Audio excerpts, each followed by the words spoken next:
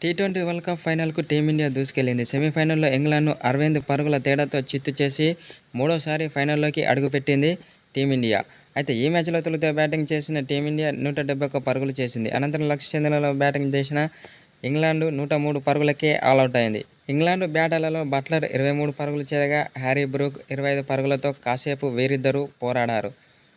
మిగతా వారంతా ఘోరంగా విఫలం కావడంతో ఇంగ్లాండ్ ఘోర ఓటమిని చవిచూసింది. టీమిండియా బౌలర్లకు చిత్తుగా ఓడిపోయిన ఇంగ్లాండ్. ఒక విధంగా చెప్పాలంటే టీమిండియా బౌలర్లు ముచ్చెమటలు పట్టించారు ఇంగ్లాండ్ బ్యాటర్లకు. టీమిండియా యొక్క బౌలింగ్ చూసుకున్నట్లయితే అక్షర్ పటేల్, కుల్దీప్ యాదవ్లు చెరో 3 వికెట్లు తీశారు. బుమ్రా 2 వికెట్లు తీశాడు. అయితే ఈ మ్యాచ్ గెలిచాక ఆస్ట్రేలియా మాజీ కెప్టెన్ అయిన రికీ పాంటింగ్ టీమిండియా ఆటగాళ్లపై ప్రశంసల వర్షం కురిపిస్తున్నాడు.